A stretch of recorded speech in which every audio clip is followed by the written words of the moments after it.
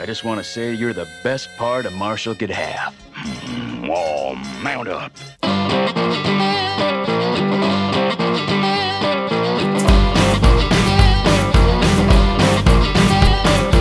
Hey guys, hello gorgeous. Back with another Patreon special missions request. Before I get to that, I just want to give a quick shout out to Scott Orr, Nicholas Steven, and Shane O. You guys are awesome and I appreciate you. This latest special missions request comes from Hill2, a very good brother, and it's a really good idea. It's the top 5 sidekicks from 80s cartoons, and the spirit in which he requested this isn't just sidekicks in the sense that the characters who tagged along, but rather the characters that helped make all of those great heroes of the 80s those great heroes of the 80s. We can't always do everything on our own. We need help from other people, from friends, from family, from supporters. And I sure know a heck of a lot about that. I so much appreciate all of the support from all of the viewers and the Patreon supporters. And there are a lot of characters in all of those cartoons that we grew up on in the 80s who had a lot of people helping them along the way. So today I'm going to be taking a look at my top 5 sidekicks, I guess you could call them, supporters, helpers, characters that really held up those heroic characters, reminded them sometimes of who they were, of how much strength and power was in them. So you know my lists are never in any particular order. I don't like singling out one being better than all the rest. So in no particular order, I'm going to start with Battlecat, He-Man's very courageous, rambunctious, aggressive, intense steed. In his other persona of Cringer, maybe not the most supportive character for He-Man and Prince Adam. In fact, quite the opposite. He's the one always saying, let's not do anything, let's sleep, let's take a nap, let's not get involved. But once that sword gets held aloft and Battlecat awakens, I think he is a fantastic complement to the character of He-Man, and we see that in a couple of cartoons with great sidekick steed characters. He-Man is the level-headed one. He's the wise, intelligent one, the patient one, and so I think it fills a void by having Battlecat be so loud, it's so aggressive, so raring to go. And it's not a relationship that I ever felt was one where He-Man is always doing the heavy lifting, where he's always carrying most of the slack. I think Battlecat is the other half of that team. He is instilled with the power of Grayskull, just as He-Man is, and I enjoy the episodes where He-Man gives Battlecat a very important task to take care of, that it doesn't have to all be on He-Man.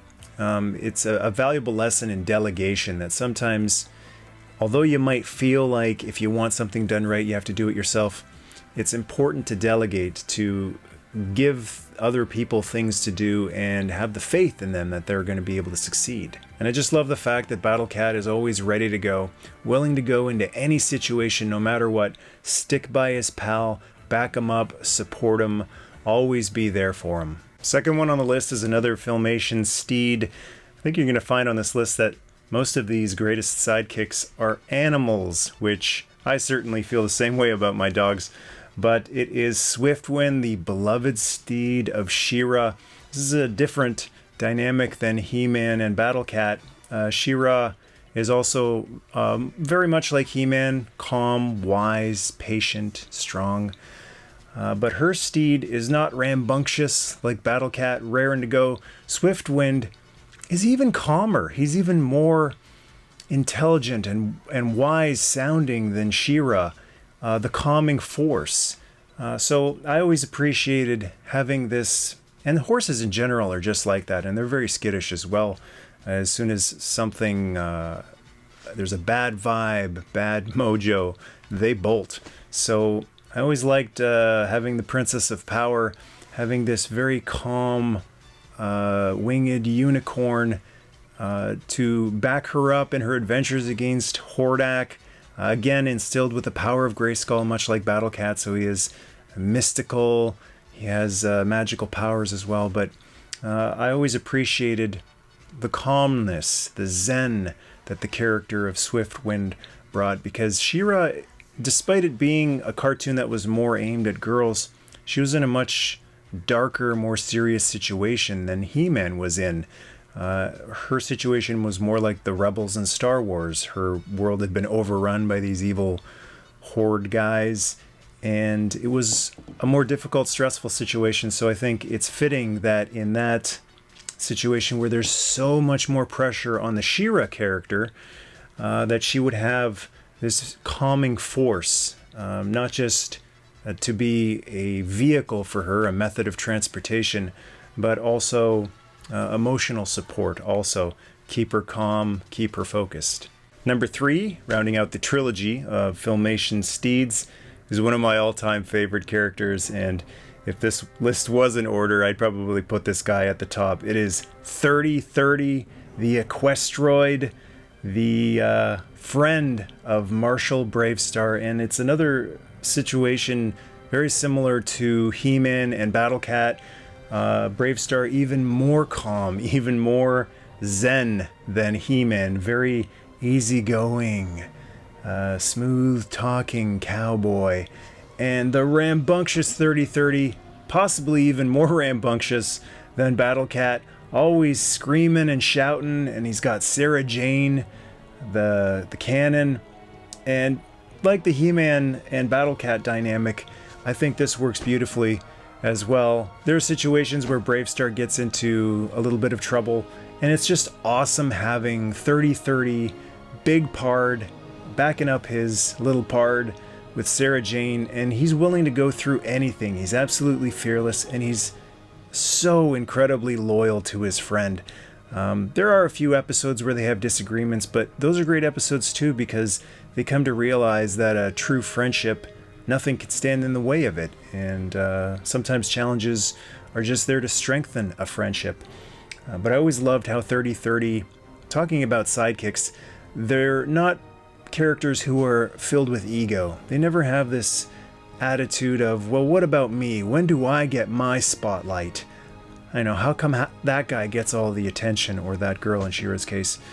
I don't want to diminish them by saying they know their place, they know their role, but they understand, they recognize the specialness of those characters that they support. And so they do everything in their power to make sure that those characters are able to do their job, do their duty. I think 3030 does that beautifully. He's always there in any situation that Bravestar is in. Just like Battlecat, Bravestar is always very comfortable with delegating tasks to 3030. I love the episodes where 3030 is basically Bravestar's surrogate. If Bravestar is busy off doing something else, 3030 is in his place, holding down Fort Carrium or leading the charge. He is not useless. He's not lost without his little Pard. So I like the fact that even though he is a steed, a companion, a sidekick, that he is also an equal. And I also love that he is the voice that Bravestar does not have or cannot have as the highest authority figure on New Texas. There are times where Bravestar can't raise his voice, he can't get a little more aggressive or intense, and so his buddy 3030 is there to say what Bravestar is thinking, to let it out in all of the intensity that only 3030 can. Gotta have G.I. Joe on the list as well, and this one took me a few minutes to think of because there aren't that many sidekicks on G.I. Joe because the team is so equal. Even the soldiers that are underneath the officers in the chain of command, to me, don't come off as sidekicks. They're all very equal, but I thought of Timber. Snake Eyes is one of my favorite characters, and even though Timber doesn't appear on the show all that much, I thought it was a wonderful compliment to the character of Snake Eyes, who is mute. He's not just quiet, he's completely silent. So Timber is the mouth of the team, who is also quiet too, occasionally has a howl, but I think Timber is the perfect representation of Snake Eyes in animal form. It's not an opposites attracting kind of situation like with Brave Star and 3030 or He-Man and Battlecat. I think if Snake Eyes was an animal, he would be Timber. Lithe, stealthy, dangerous, sharp fangs, and very sparse words. And when Timber does speak, it's a little haunting. And it's also because Timber is a canine. I have a Siberian Husky who is very wolf-like, and he reminds me a lot of Timber. When I was growing up, I would always hear the phrase, dog is a man's best friend, and I didn't get it because I had lots of best friends in school, and I thought, why would a dog be your best friend? Now, I totally understand that. I love my dogs. They're so loyal. That's the perfect word to describe dogs and wolves, I guess, too, if you can get close enough, if you can get into their inner circle or their inner pack. The loyalty, and that's what I really like about that particular relationship, Snake Eyes and Timber, the loyalty that Timber has towards his master, I guess you would call it. In the cartoon, Snake Eyes saves Timber from a trap, and Timber is just loyal to Snake Eyes for that from that point on. And he does do a few ridiculous things throughout the cartoon, things that a wolf should not be able to do. But I still, even away from the cartoon, when I was playing with my Snake Eyes and Timber as a kid, I always carried that loyalty aspect over, where Timber was always had Snake Eyes' back. No one could ever sneak up on Snake Eyes. I mean, it was very unlikely anyway because he's a ninja. But just in case maybe somebody like Storm Shadow was able to get the drop on Snake Eyes, he still couldn't get close because Timber was ready to pounce. And the last one on the list is good old Spike Witwicky from Transformers. I wanted to include one from Transformers, but I couldn't come up with one because there's just not that many characters that are have that sidekick feel that I'm here to support the main character.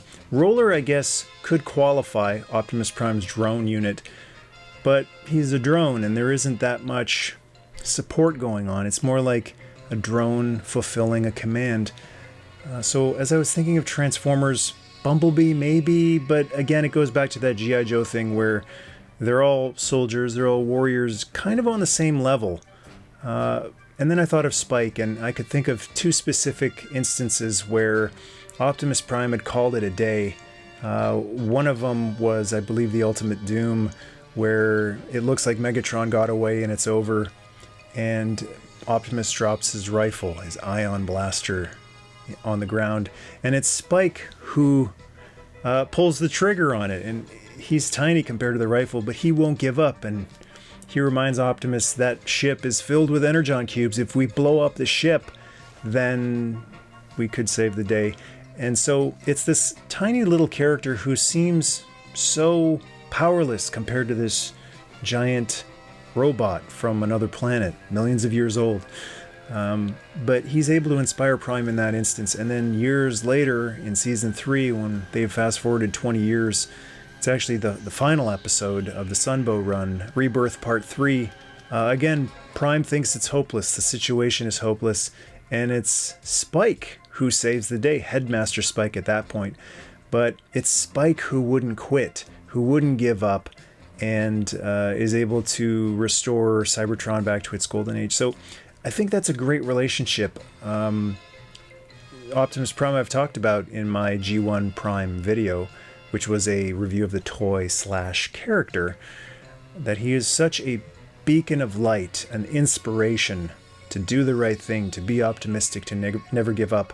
And we all know people like that, and you can't be like that all the time.